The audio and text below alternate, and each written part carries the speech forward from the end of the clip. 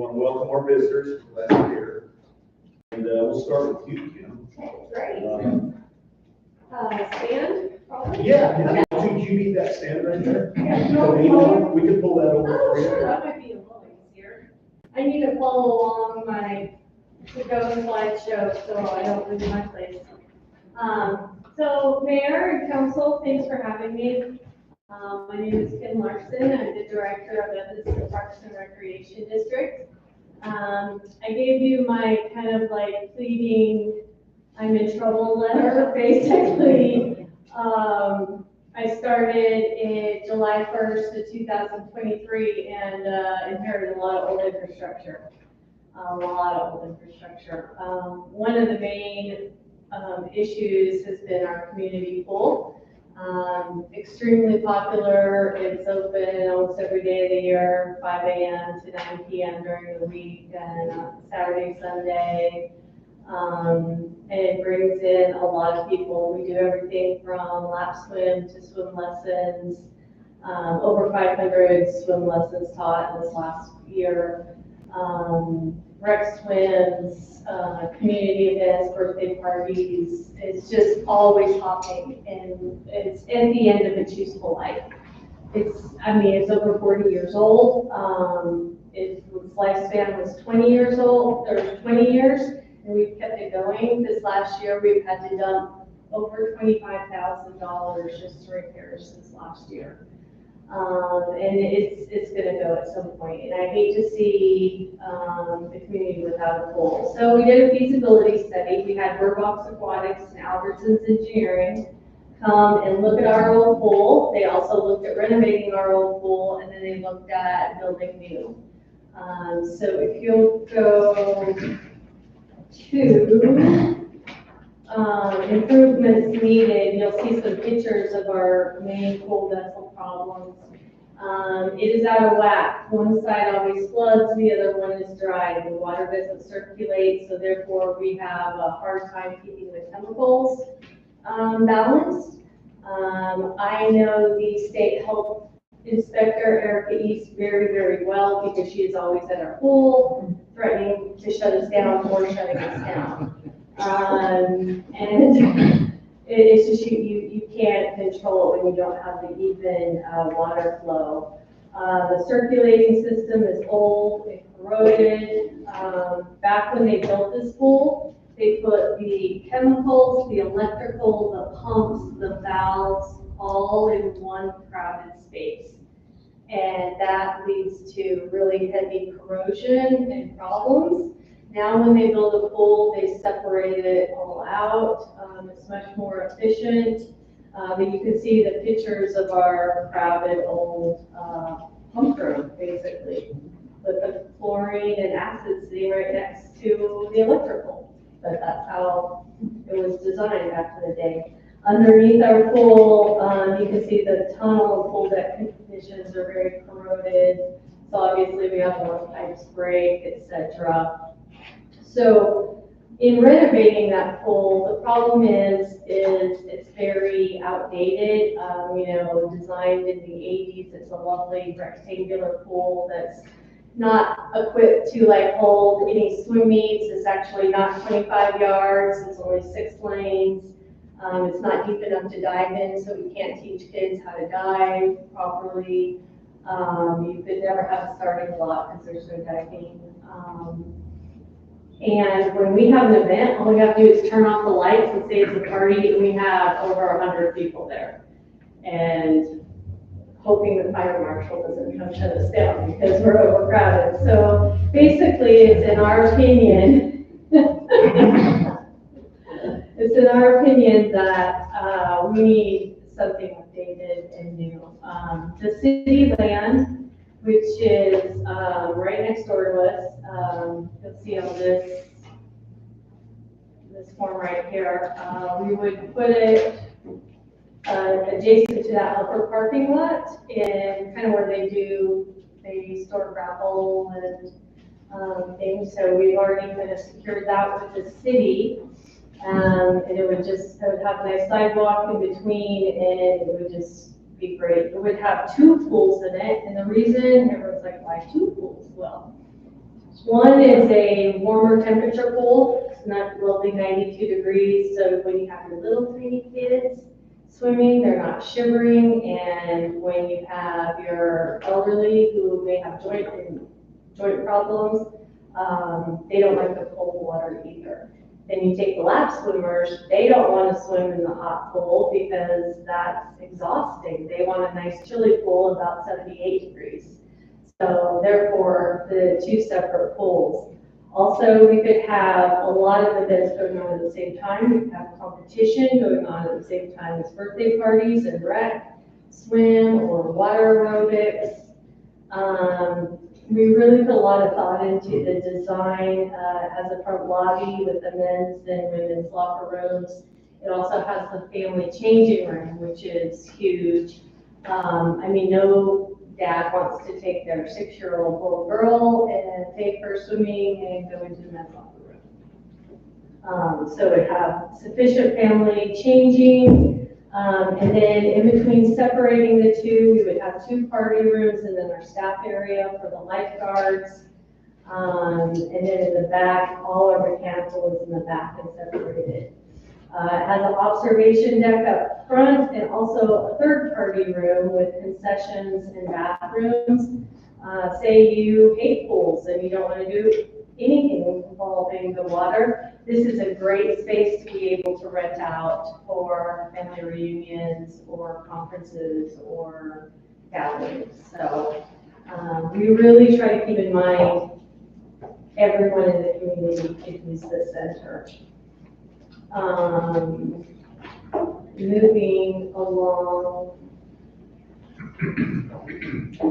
there are some pictures of what that could look like. One thing I didn't mention is a lazy river where not only kids have fun, you know, floating in the lazy river. It's great exercise if you have joint problems to walk against the resistance of that. It's 0 depth entry, so and all ADA compliant. Back in the 80s, like nothing is ADA compliant at the rec center. So this would address all those issues.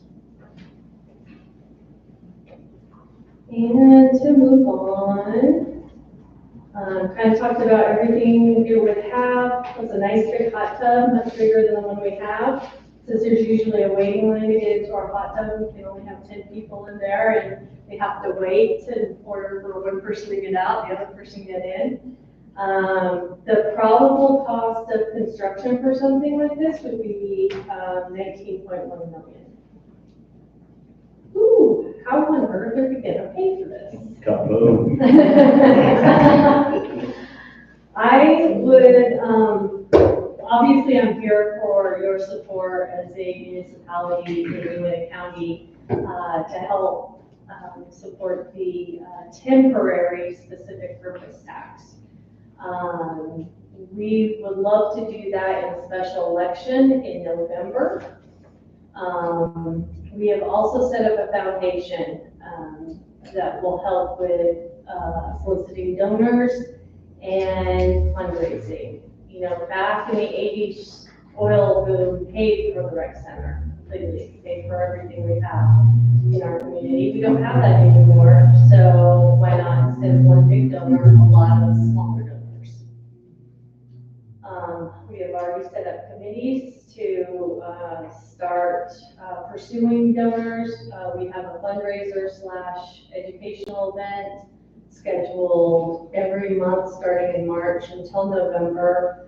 And then obviously we'll look at grants. I have not found a grant that pays for an aquatic center. However, there are a lot of grants out there that will help pay for ADA equipment, free swim lessons, safety equipment, and things like that. So what would we do with our old pool? We kind of flip to the back, you know, there's an option, we could just level it, make it a big multi-purpose gym. I think with me speaking with the community, the best option would be to take gymnastics from that third gym and move it down to the old pool. They could actually convert it where they use the deep end of the pool as a foam pit and crash pad for the gymnasts. We would create a lot of space for spectators to watch their gymnastics meet. Right now, we have to reconfigure the whole gyms, and then we can't have the gyms open because we have a gymnastics meet. And if you've ever been to the rec center during the junior jazz season, it's mayhem. Like any season, really. Soccer, volleyball, there's just not enough gym space in town. And everyone's competing for gym space. So that would open up a whole third gym. So basically, what would this look like in town of Bear River? Obviously, I would expect perhaps you may want to piggyback on the special purpose tax if you have a project in mind, and doing it all together, all for one type thing. I've already talked to Lyman City Council. They're thinking about it. I speak with Mountain View City Council next Tuesday. And I'm just basically asking for your support, and if you would like to be a part of the election, is there, something that you would like to add to that specific purpose? Tell me a little bit more about the temporary specific purpose tax. So it's also called the penny tax, or the 6 penny tax, or 6 cent tax. Basically right now, our sales and use tax in Wyoming, or in Uinta County, sorry, not Wyoming. In Uinta County, we pay 5%. This would increase it to 6%, or 1 more penny on the dollar, for just sales tax. So this does not include your groceries. This is not a property tax. This is not your prescriptions. This is how much you go spend on, clothing. Are you going to buy a $90,000 truck? Are you that type of sales tax? So, and it has to be very specific, and the language has to be very specific on the ballot initiative. Because once you have hit that mark and paid for your projects, that tax goes away. What's the duration, the anticipated duration of that tax? That's a good question. So Uinta County would bring in about 5.8 million a year with this tax. So I would anticipate, say we needed 20 million, and we did it by population, and say Wyoming got 14%, Mountain View got 8%, Bear River got 3%, for like a total of like 27 million, it would take 4.8 years to pay off. This, unlike most of our sales tax bill, is divided by project percentage rather than population percentage, correct? So when we're looking at the projects, your project 19 million, if Mountain View had a $1 million project because they wanted to put in a road, and don't you add those up and it distributes based on the project, not on the project, not correct. the population like you can write it however you would like, actually. It's just however you want to write it. You can even write it to allocate it to, you pay off the smaller projects first and then you start on the bigger project. You could do it where it's all distributed at the same time.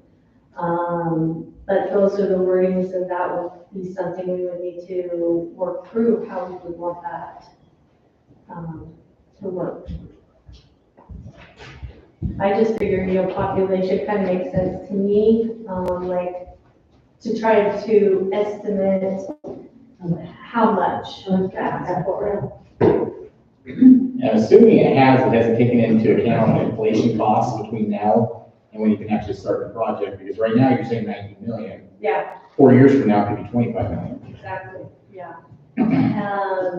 That is, I'm not sure exactly how 4 years from now you you calculate that. I'm new to this. This is my very first time going out to a specific purpose tax. But from what I've heard from like Terry Grimhall and Amanda Hutchinson is it's all about the wording like excess, of this to account for inflation. And it's also another reason I don't want to wait a whole other year for a general election. Sure. Yeah, to get it going. Another question that has come up is our bonding capacity in Uinta County. It's not that great. I thought Uinta County would have bigger bonding capacity, so it would be more like a 9 million bond. So it may be that we have to start on the retaining wall and foundation of the aquatic center while the other projects are going as we build up more in the bank. And talking to the county commissioners and Judge Hall, they seem to think that that could work, so.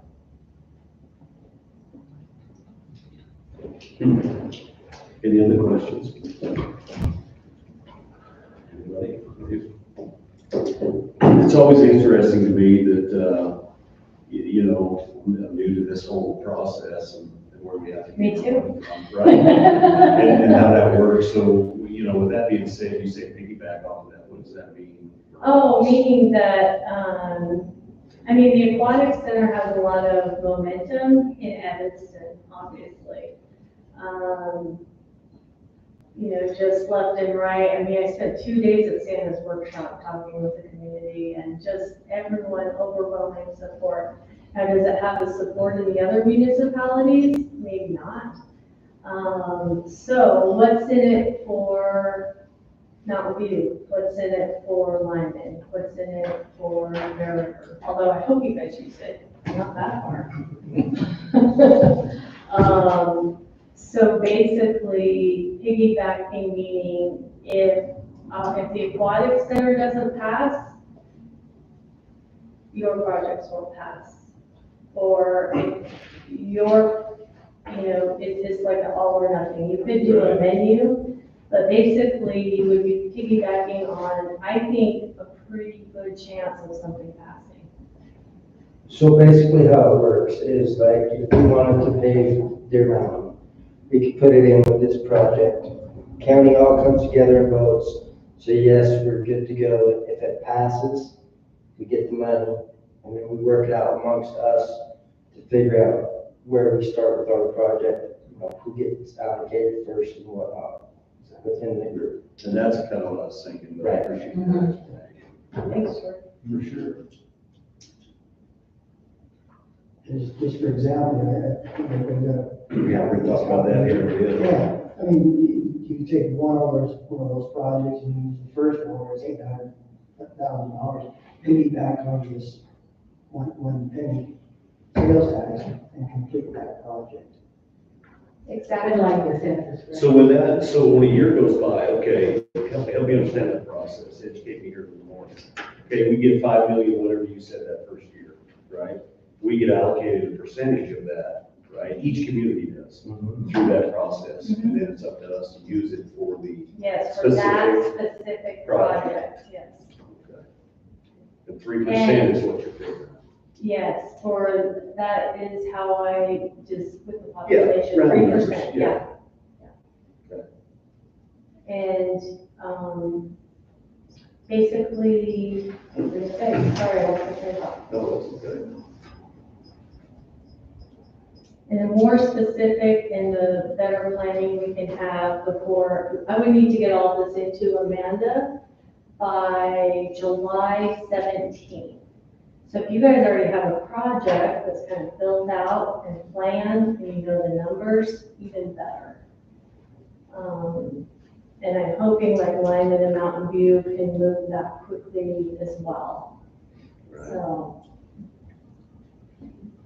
It definitely gives us something to talk about. There's anything fun on this list. It all costs money. Yeah. I really would like to say it's worth our efforts, but that's probably as far as I should go soon, so I work for her, and it should be. And you're fired if you. Right, well, yeah. Exactly. So, but no. That is a joke. We're not recording this meeting. We'll stop that out right now. Just to separate the. I have to give Troy a hard time with it. But this, if you guys just look at the whole picture, she's done most of the work. Oh, absolutely. So it's something I think you should jump on. And please know that we'll pay for the special election.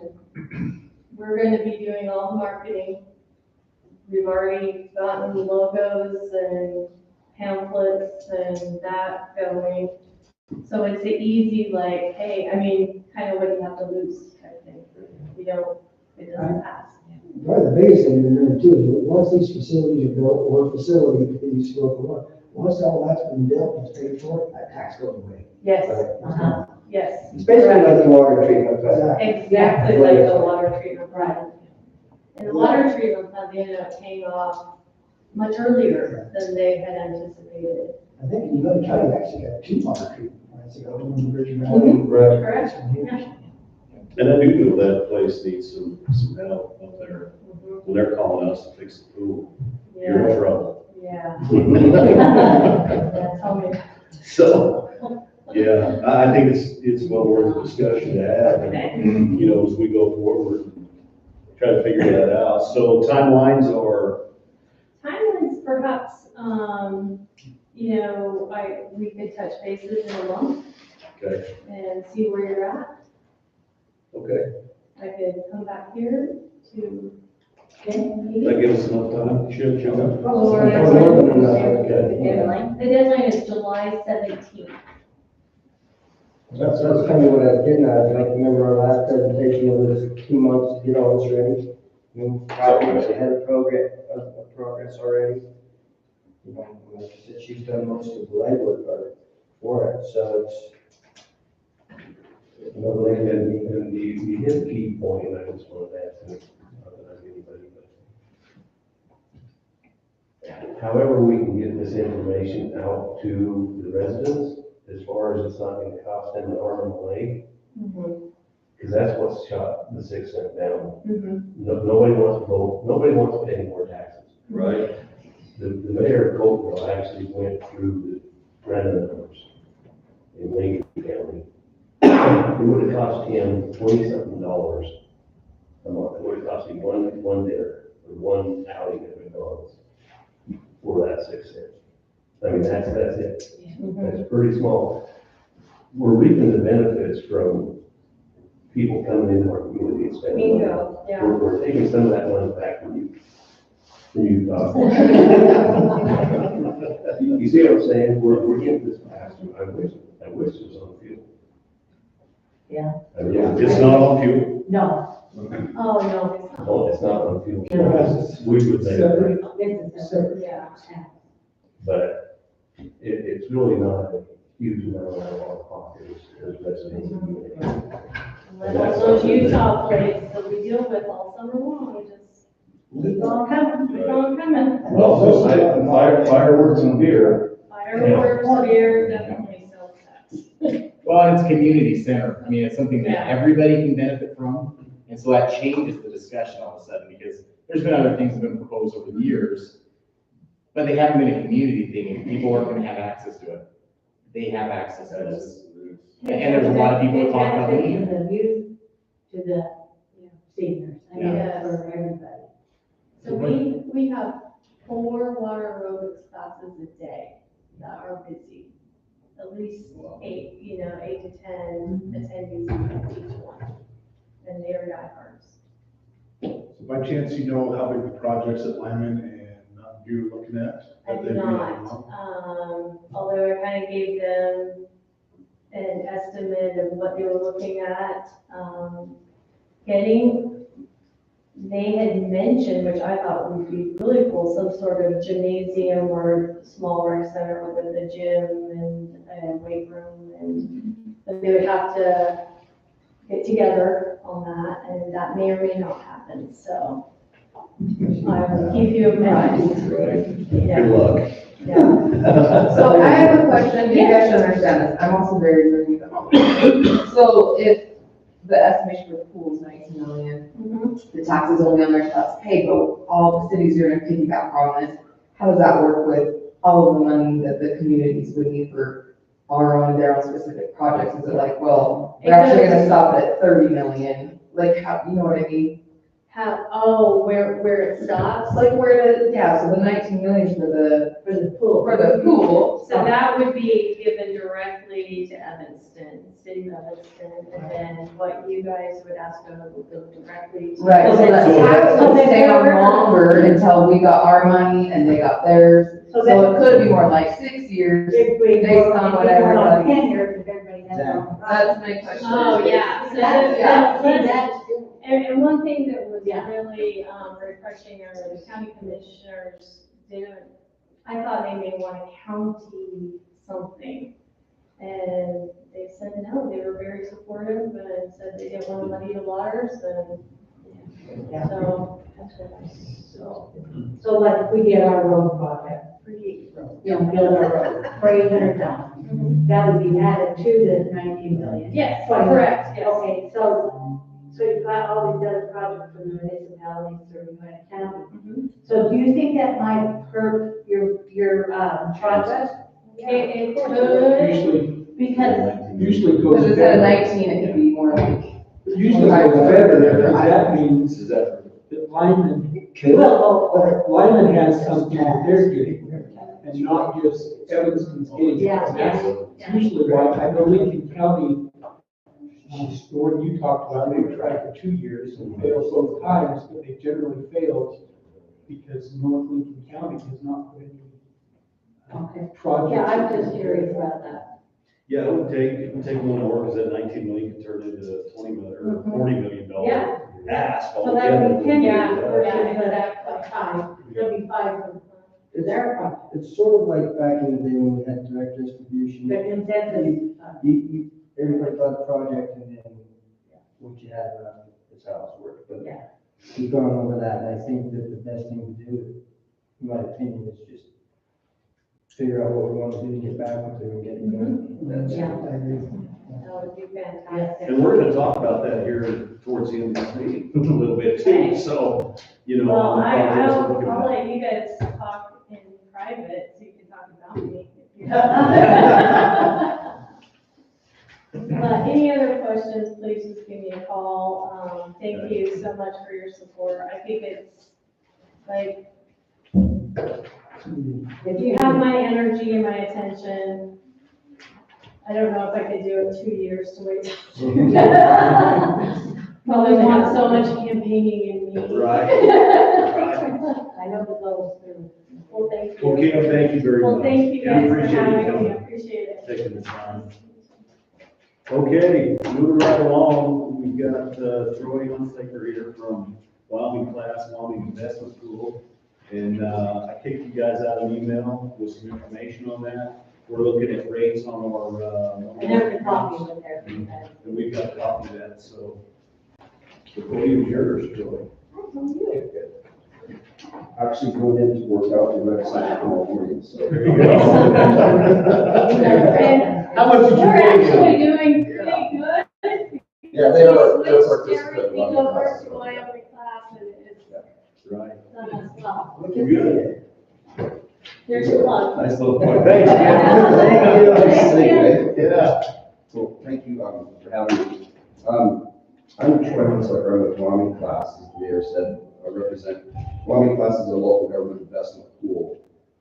So what I'd like to do is just kind of give you a 30,000 foot overview, kind of my background, how I got to be here, and then how Wyoming Class operates and what that would mean for your municipality. I'm a Wyoming native, was born in Cheyenne, went to LCCC, went to UW.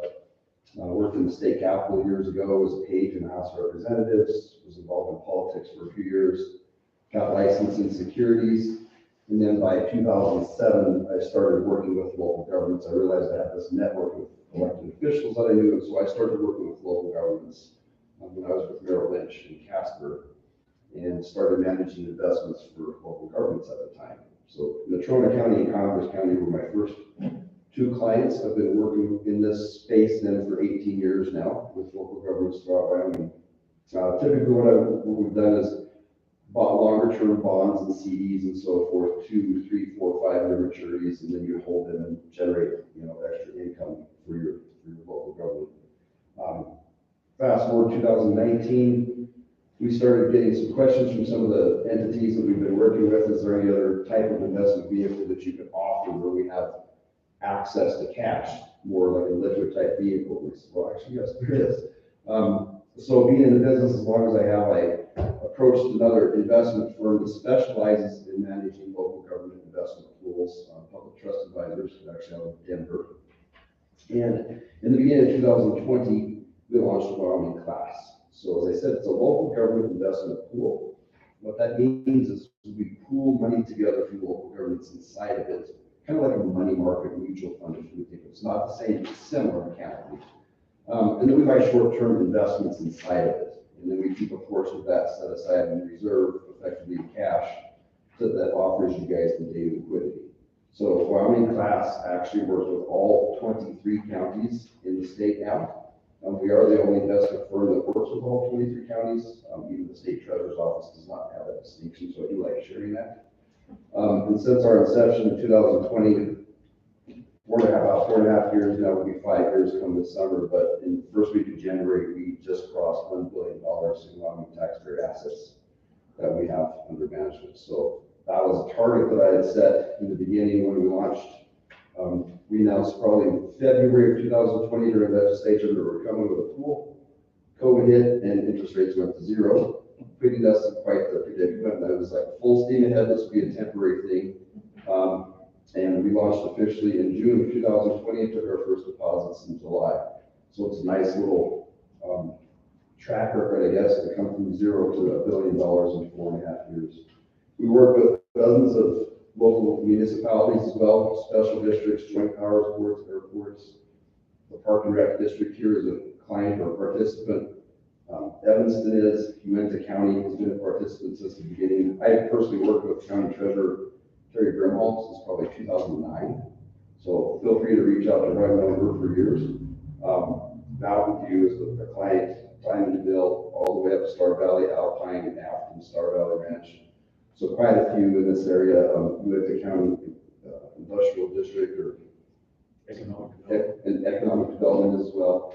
So they're all participants in Wyoming class. Wyoming class, like I said, offers daily liquidity, but it also comes with what I like to refer to as the state component, right? Because it is taxpayer dollars. So Government Finance Officers Association is a national organization of local governments that kind of oversees, or kind of like a WAM or whatever, that helps provide guidance to local governments on their accounting, investments, and so forth. So they put forth the best practices, and they say that safety, liquidity, and yield are the three most important things that you need to deal with when it comes to taxpayer dollars. So safety is addressed in terms of our pool because we are AAA rated by Standard & Poor's.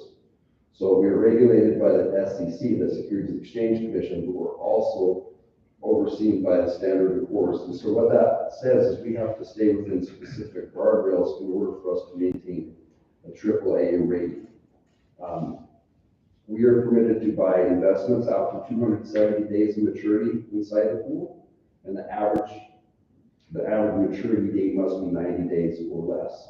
So what that means is a very actively managed pool provides a very good liquidity, and then we also, like I said, have to keep aside a certain percentage so that you can access your funds and give you the daily liquidity. So we're AAA rated, you get daily liquidity, and then the yield obviously is the final component. That's what everyone's most interested in, even though it's actually the third priority of importance.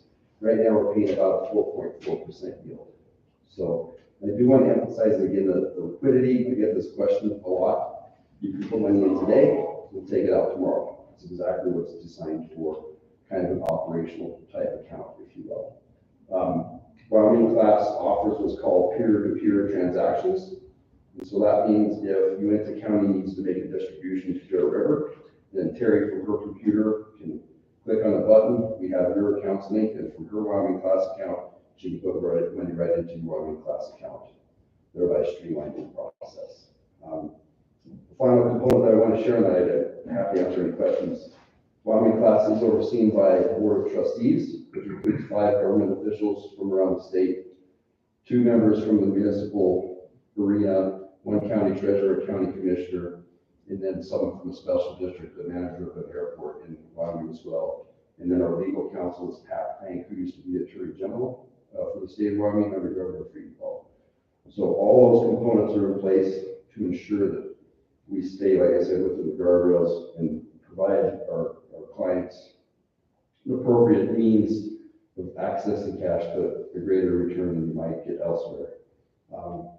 My partner's Public Trust Advisors just completed a merger last fall with another group that also does pools, and now in the completion of that merger, we have sister pools, if you will. So there's one Colorado, Texas, Florida, Indiana, Florida, Virginia, California launched 2 years ago, Nebraska.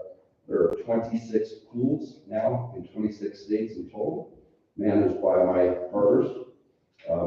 We're a total of $195 billion and 11,000 local governments as participants. So Wyoming class is one small component, but I want you to know that there's a very solid team behind that. And during that time frame, these guys have been doing this for over 40 years, not a single dollar has ever been lost. So that's something else that we are proud of sharing as well. So that's kind of an overview, but certainly happy to entertain any questions from any of you. You know, when, on the Economic Development Committee, you know, we'd always look at our interest rates and where we were, and that's when I first saw world-class interest rates, and they started talking about those things, and that's when we were over there at the WAM conference. I went and hunted down and wanted to visit with him because, you know, I just heard about it to that point. Sure. And of course, the first thing you hear is safety, right? Liquidity, you know, you never get it out. So it, she pounded that in my head pretty hard. I was like, well, just look at it. I'm afraid of her. So, I can see why. But no, that's the reason why he's here is looking at it, you know, compared to some of our accounts, where that money's at, you know, or at least a point, if not more higher, you know, from that higher. So it's something that, you know, I want to take a look at, want you guys to look at. Have you got any questions for him? I'm pretty well doing over there and you know, I'm part of the Economic Development Committee, so. It's pretty cut and dry, I think. Yeah, it is. So I guess, Troy, with that being said, you know, we're gonna look at it. We're gonna, you know, look at the funds and where, you know, Barb's gonna kind of talk about it as council. You bet. And, you know, we'll be in touch. Yeah, the process is, because I do get this question, again, there's no minimum, there's no maximum. The yield to you is the net to you, there's no fees, there's no limits on the number of transactions per month you can do. I mean, we have, you know, Campbell County might do 10 transactions in a day going to different districts within their county as well. So it's very, very liquid. You're able to, you know, access your money at any time. So where do your fees come from then? So the Board of Trustees does authorize fees. Obviously, there's a management team and everything else. They authorize 20 basis points that goes to the team, goes to my firm and so forth, and that includes, you know, conference registration, sponsorships, and so forth. We're business partners with WAM. The last probably 7 or 8 years or so, I've been teaching classes on investments at WAMCAT, Municipal Clerks and Treasurers. So I go to their institute in September. Partners with the County Commissioners Association. I'm teaching a class of county treasurers in May at their conference. We go to special districts, conservation districts, all these conferences throughout the year. So we're out there. As a small business owner, I realize that reputation is important. So it's been quite the road to make sure that we do what's right and know that if you're doing anything wrong, you know, really quickly just throw that wildfire. Fortunately, knock on wood, we haven't had any issues, but I certainly welcome you guys to reach out. You know, Terry would be a great one to speak to. I've known her for so many years, but any of those other municipalities, Penny Over Mountain, I know really well as well. So feel free to contact them. Brian Harris, the mayor of Mountain View as well. Feel free to contact them and ask them. And then finally, the logistics of it is there's just a quick registration packet. It takes maybe 5 minutes to fill out. Determine who your signatures would be on that, right? Submit a scanned copy electronically. And then within 24 hours, the account's open and you can start moving money. It's all done from your computer. Drop down menu, type in the bank, and then you can move money as you see necessary. You can also have as many sub-accounts underneath as well, if they're dedicated for specific purposes within your town. Okay. So, and then my contact info should be there, so feel free to reach out at any time or any references as well. Gotcha. Troy, thank you. Cool, thank you very Thank you much. for your time. All right, Travel safe out there. oh, we're good, yes, thanks. Thank you. Thank you. Okay, tiny homes and pole barns. This is, Dave and I have been having some conversations about this. I know we did with planning and zoning and.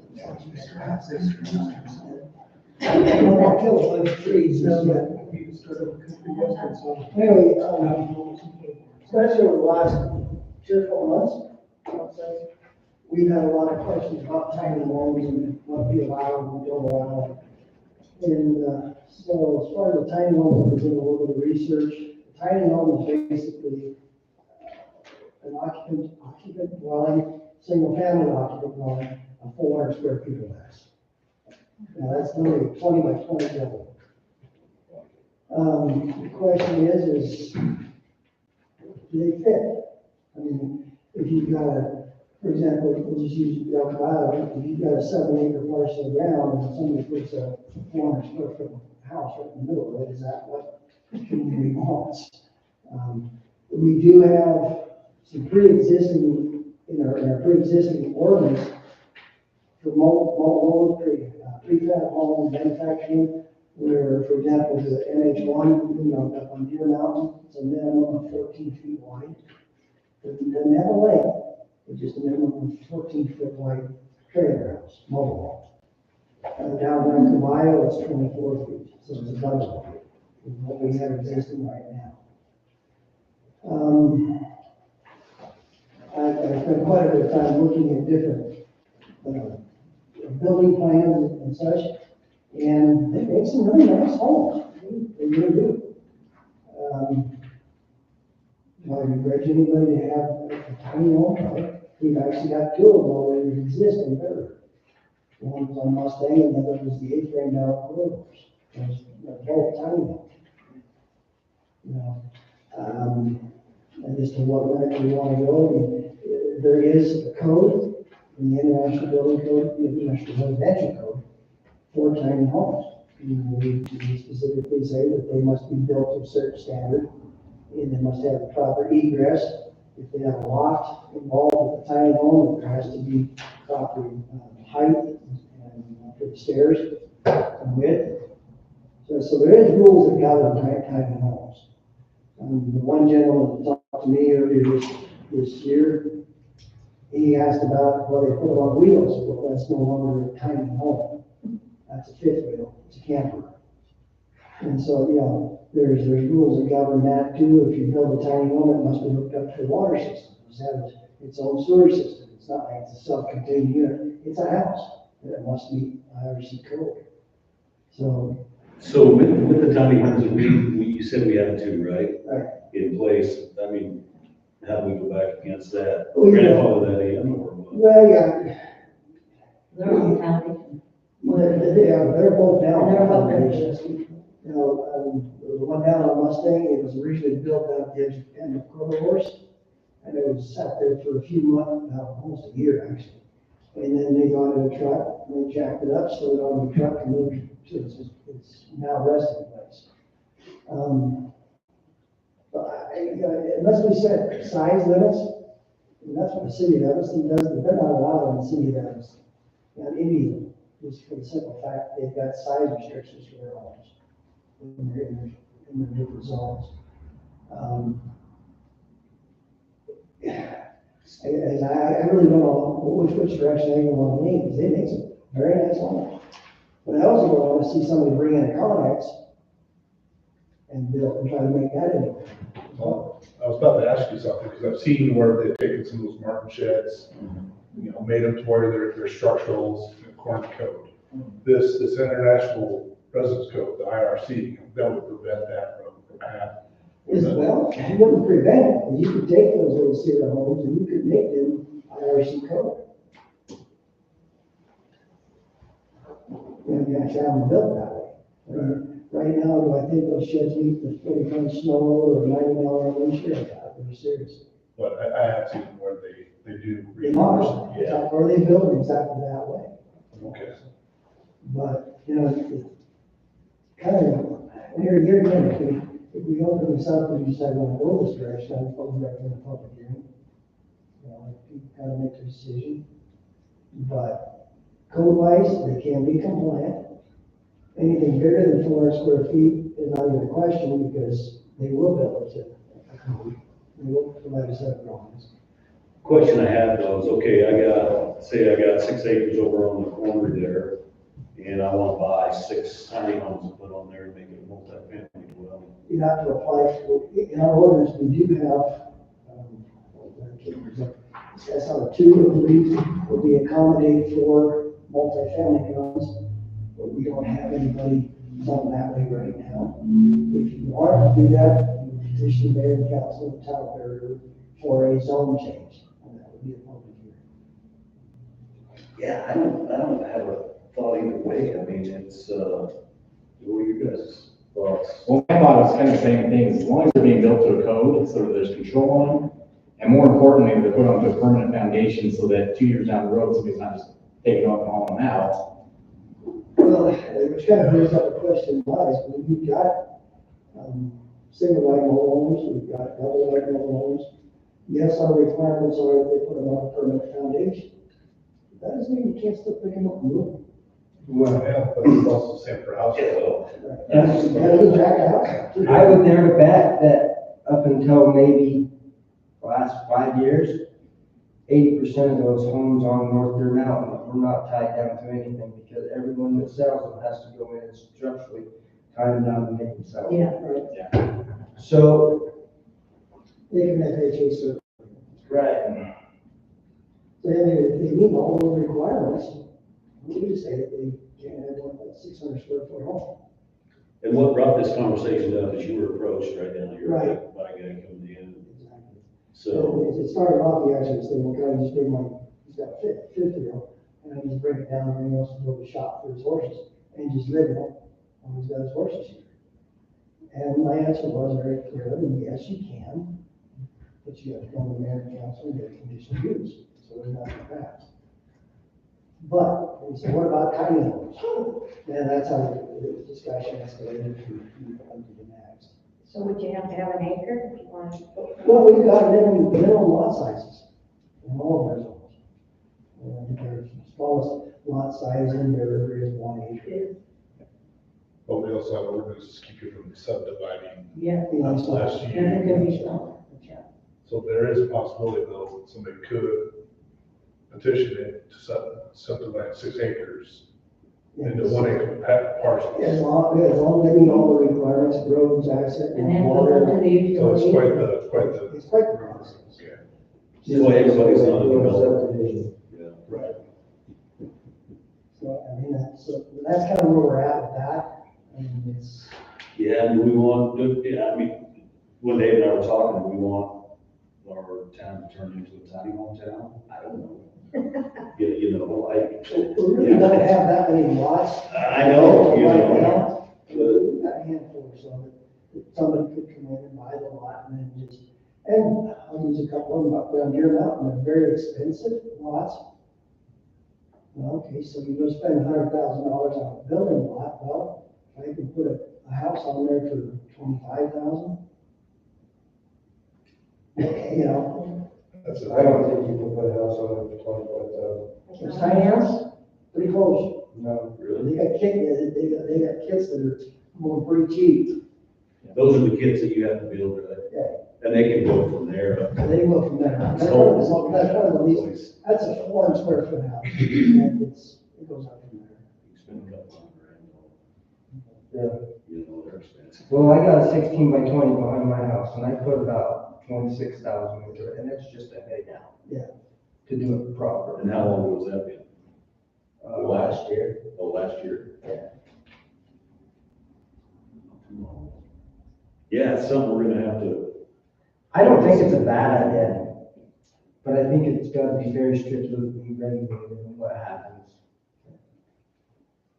Maybe what I'll do is, sit down with Dean between now and the next council meeting, maybe we'll see if we can put something together to modify our existing zoning ordinance. okay. Any other thoughts on that before we move to pole barns? This is a big maybe. Pole barns. Let's talk about pole barns.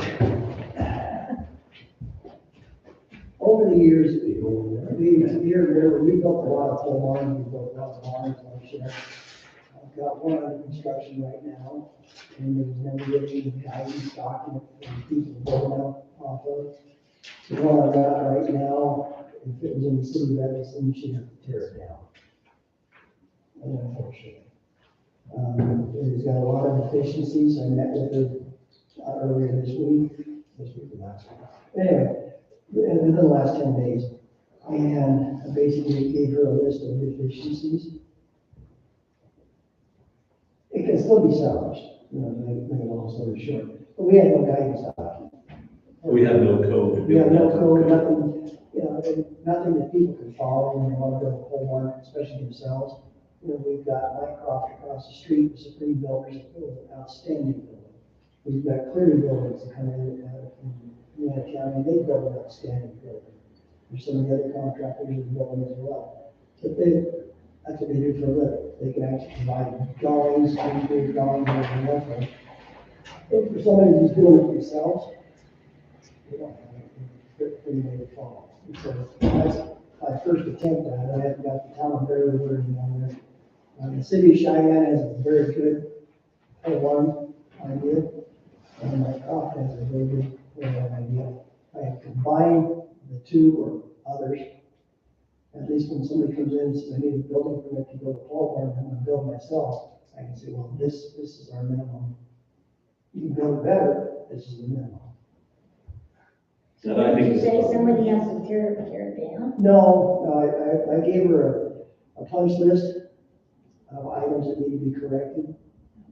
Because right now, yeah, it's gonna fall down. I mean, you're gonna get your windstorm and it's gonna go. I hate to say this, but why we're doing it, we better look at like the barndominium thing along with it. Because it's coming down, I mean, that's the rage.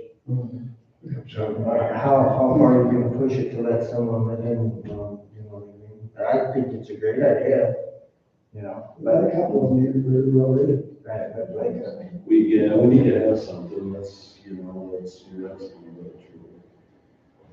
Well, we don't, kind of like we talked about earlier, we don't want to control everybody and say this is how you have to build your home. But at the same time, it's the minimums of you at least have to do this. Well, Maybe it's certain like, state. one second for the pole barns, I mean, up to, was it 2,400 square feet, you don't need to be engineered, you just need to have a decent set of drawings and follow our guidelines. Once it gets larger than that, then it has to be engineered, because you start talking about wire spans and everything else, so. And yeah, it's funny you said it, 'cause I just before I took out the whole block, I was looking at some of the languages, barndominiums, barn doors, and, yeah, it's another one of piece of tackle. Yeah, Okay, I'll just keep pushing forward. yeah, keep pushing I'll forward, go maybe. something. Yeah. That'll be- Could be, figure out where we need to get to. I like the idea of having the drawings just because some of the strip comes off, once we get, then the neighbor's yard, so. Well, especially where we do issue a building permit, Let's see, we are somewhat liable. Right. MEN, oh, yeah. Okay, Thank you. thanks, Dave. The CPA to do our town census, Barb's been talking to me, and it didn't mean anything to me until after it went. We've got to have the census done, and, Barb went out and she did the homework on these two, and, I'm gonna follow her direction and let her tell us about it. Well, for the past 17 years, I've been doing our census, our F-66 near South Platte. And every year, the other state auditors said that, I mean, there's never been a financial problem. They've always been good. They don't really prefer the treasurer to do their own audit.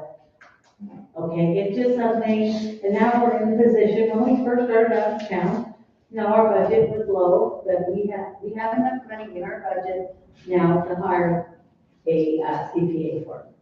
Okay, so, Troy had asked me to get 2 quotes, talk to at least 2 people. So when we were at WAM convention, there was this, Kettle Forsberg and Sons, PA. They're out of South Dakota. And there is their quote, that they don't mention the self audit. They, only the F-66. We need to have the self audit also done. And after speaking with both of these firms, with my, expertise of doing, our financials, I highly recommend that we hire the Mountain State CPA. They have several other communities that they do. They will lower the first year, since they know nothing about the town river. I sent them a copy of our last year's census, our F-66 and our self-audit. He didn't find anything wrong with it. He said that he probably started out at $7,000, but if you look, I highlighted that the prices will go down once he gets familiar with the town of Bear River. I've talked to some of the other clerks that he does their F-66 in their self-audit, and they do an awesome job. And personally, after talking to both of these companies, I would like for the town to let me hire, hire the one I was under. You know, when Barb and I were talking through these, I read through both proposals, and these guys are more comprehensive than Mountain State CPAs, and audits are something that I don't want to mess with. And when I say mess with, I don't want to be held responsible for the lack of, or something that's wrong. And as I read through the proposals, they're really comprehensive. These guys talk in generalities of what's happening, and additional fees will be incurred at standard hourly rates on top of. And so these guys just presented themselves in a better way. And I've got 1 page from the other quote, and then they're out of South Dakota, but they are licensed in Wyoming, the one company. But the Mountain State CPA, they're a lender. If they actually had to come down, they'd be here in 2.5 hours. I mean, if I got something really serious going on and the auditor is, not happy somehow. But, I just prefer, I would like you guys to allow me to hire this Mountain State CPA. Do you guys have any questions? No. You know, The red flag on the Thurston is none anticipated. Well, we know how that can work out. Yeah, exactly. And then I asked them to send me a bid cost estimate for the self-audit and F-66. No, Okay. I didn't get it. So I did do what you asked me, Troy, and this is what I came up. So, any questions there for Margaret, BJ? No. Okay, with that being said, I guess in the next meeting, we'll go ahead and make that. Okay, and then I have actually have an agreement for you to sign there. Thank you. When do you have to do that? With that, well, our deadline, the deadline for the census F-66 is September 30th. And then, the F-66, I think is October 3rd, or maybe, the self-audit is a month later, I believe. So, and Good. Thank you. And we'll do it mostly, all remotely, that's right.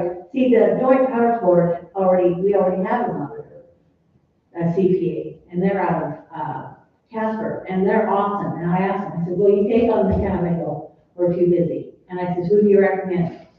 That's the. Mountain State is who they recommended.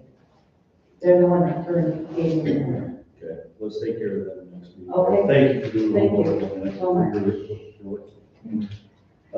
Number 5, Margaret Huggins as a signer on the financial account. Did you ask me? I'm asking you now. I need another sign. I'm not brave enough to say I'm telling you.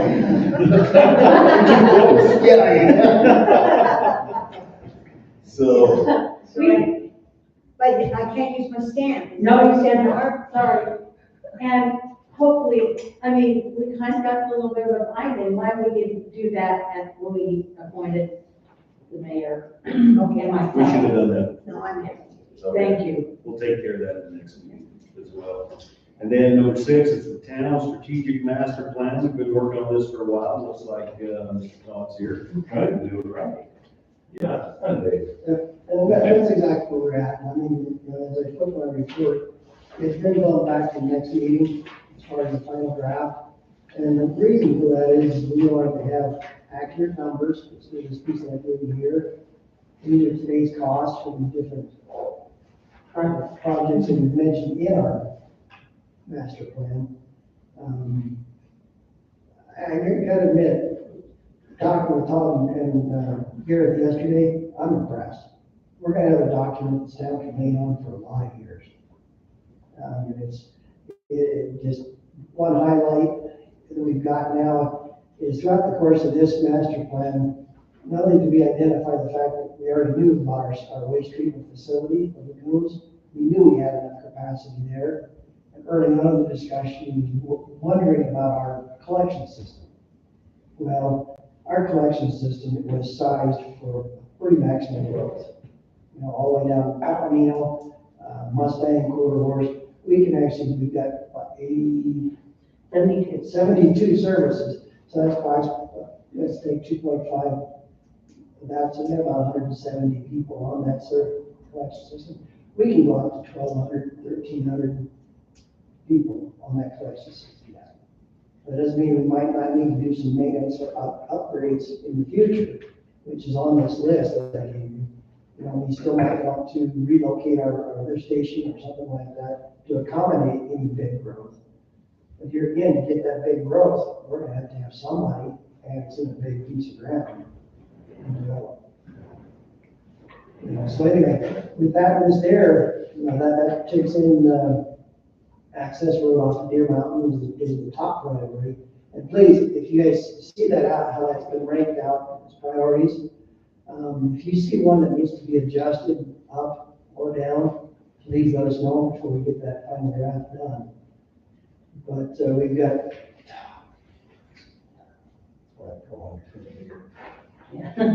We've got secondary access off of Deer Mountain is the first one. Quarter Horse out of El Caballo is the second one. And then we start talking about relocating a new vault in the sewer system. The Deer Mountain Road top and total length, what that means is what we've done is we've broke that up into halves, basically. You go from North to Mountain Road down to approximately Quincy's driveway, that's the top.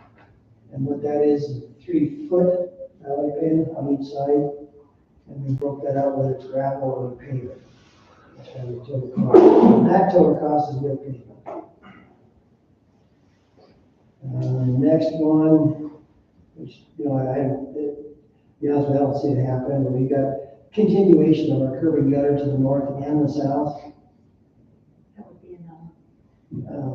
We've got Appaloosa Drive as a continuation right at Town Hall of the sewer system. That would bring the sewer system right up Appaloosa Drive across the highway to Town Hall. Let's see what we're doing. Then Quarter Horse sewer replacement, we talked about that one early on in our discussion. You know, about having to maybe upsize or do something with that pipe down because it's so flat. And the other one is, recently we've had some inquiries about chip sealing on roads, Triangle Black.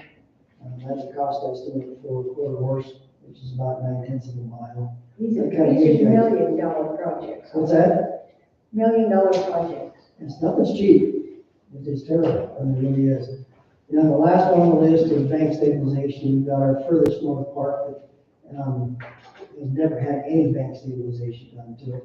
And so we just threw together a number of what that might cost. One question I do have, on these numbers for the total costs on these, how do you guys calculate that? Off of previous jobs? Used to.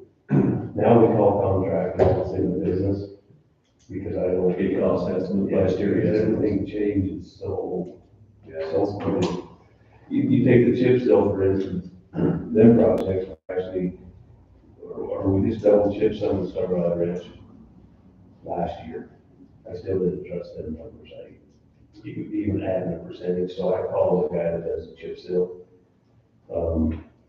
And it went off his numbers. Then Gareth actually has placed an inflation percentage over the next 2 years. So these numbers are good for the next 2 years? Yeah.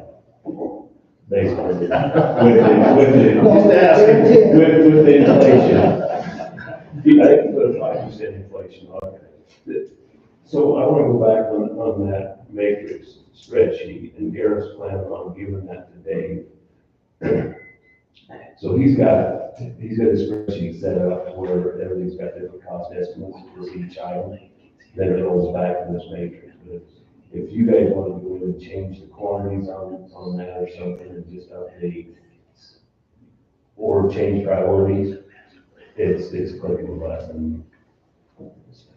So, Well, I think in light of all the natural disasters burning down cities, safety's probably, in my mind, one of our biggest priorities.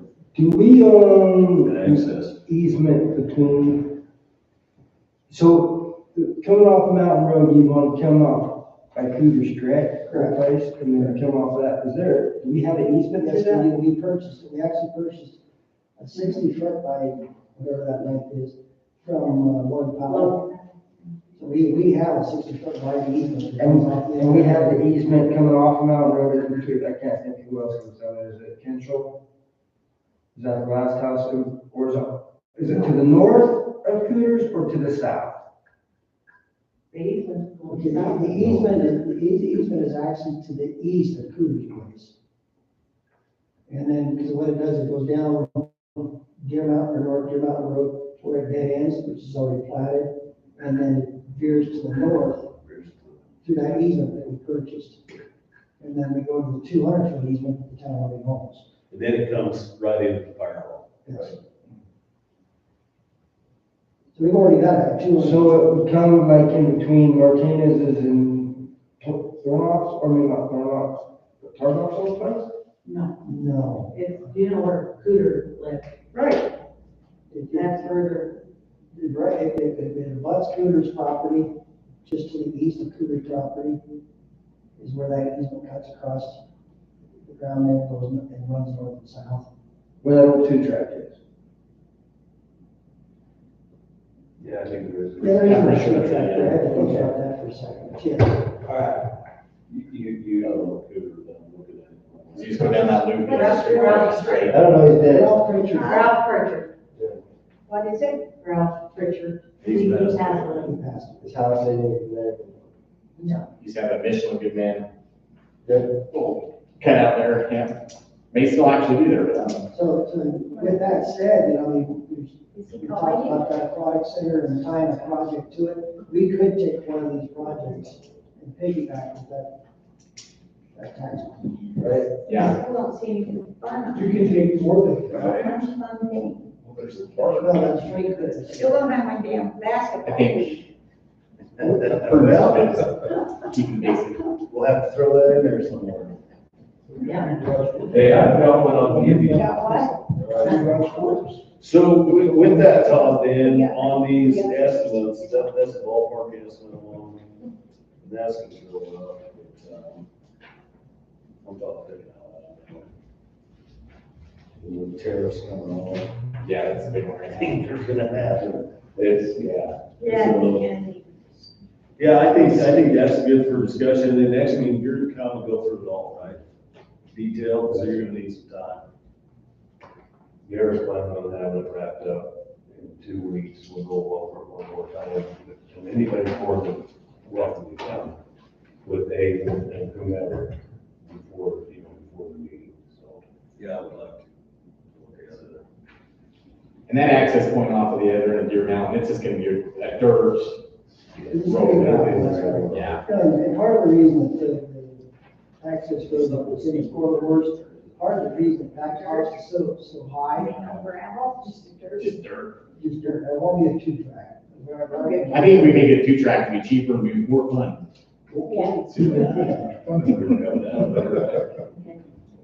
There may be, we may need to have a construction easement going up, or the construction easement going across going to the north. That 60 foot's probably not wide enough with the cuts and stuff that's gonna require. But what's the gentleman's name that was in there wanting? Oh, What? And he's wanting to build out there. yeah. I got him out here in the parking lot. Stowell? Are you talking Stowell? No, he's talking, are you talking the guy that has the dump trucks? No, he actually lives right up there right now. Gail that has a home up there? Yes. Anyway, he wants to build a house down Well, there. he wants to actually divide, do some subdivision and stuff. If we build the road, he'll probably have to do some development with his property. Is it Rob? We built the road. Well, Oh, Bradley. Bradley. Oh, I was talking to people to donate some money. Well, yeah, that's where I'm going, Because he's benefiting. Yeah, we'll have to. I haven't bumped into it, but they started freezing to death. Yeah, okay, Okay, good. Todd, thank you. Any other questions before we move on from that? Thank you, good. Margaret? Good. Thank you, guys, very much for that. Number 7, resolution 2501, a resolution amending and readopting an emergency response plan for the town of Bear River. I have a copy that you want to pass around or to get. What that is that we have a communication plan for emergency management. Every time we get a new administrative body, we have to update. Updates, the contact. And that's pretty much so. Did you go look at it? See No, what see they- if you fix the punctuation yet. We don't have a live stream, put it down, because I checked it. You guys can check on that. Everybody runs to town hall. Come on, we got plenty of room. The water freezes up, they call us too. Right? Everything they call you, Dave. I didn't know that was an option, now that I do. Just keep them up, speed dial. Right.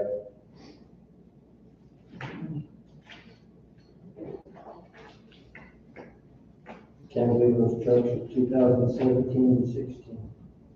I know. That goes through everything in there. That's basically what just says, we'll do it somehow.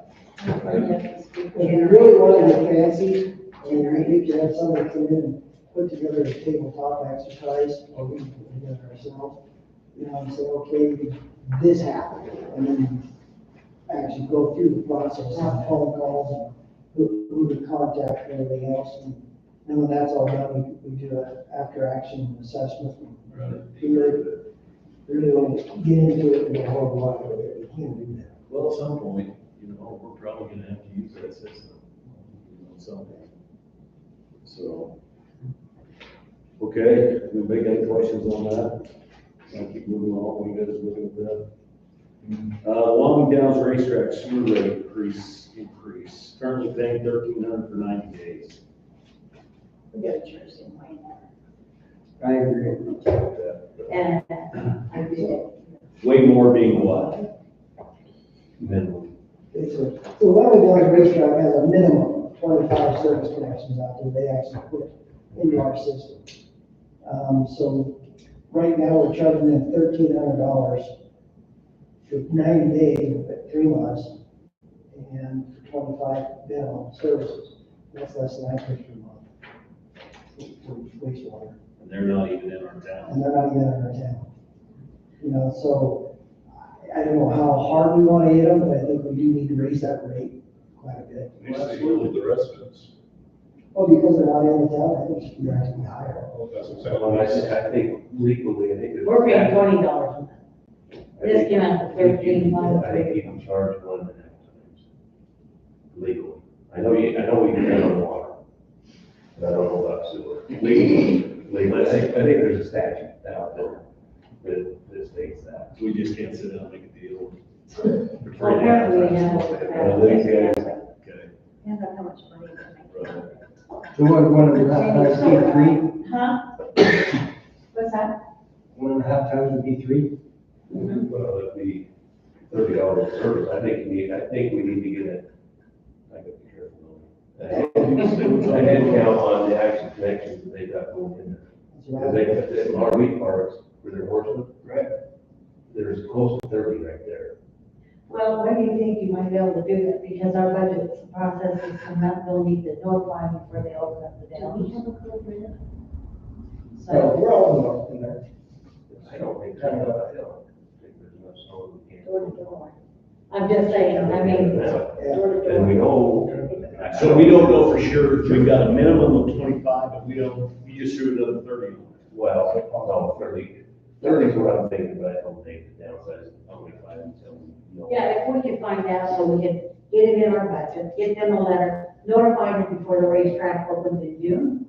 We don't even have, because that extra income would fall under our enterprise fund, okay? I So think the it's sooner the all better. we can, because they're the ones making all the money in Wyoming right now. Yeah. We better reap what we can. Yeah. So that way we'll, if we can find out before the next, Yeah. council meeting, I'll have a letter written up so we can, approve it or not, have the mayor sign it, send it to the owners. So they're, they're aware of They're new where. owners, correct? Huh? New owners, same managers? So it's a little different, so you've got the Kentucky Derby that owns it, they bought out 307 Horse Racing, and 307 Horse Racing is gonna be who's managing Is it. it Eric, is Eric still? You got set. No. Well, I can find it, well, I can call him and just tell him. I can find that. So nobody's got the RV to they've got the On this side of the road. So how does that sound? Yeah, that sounds good, let's do that. Yeah. Okay? Let's leave it, it's like 25 services, and you use the same rate.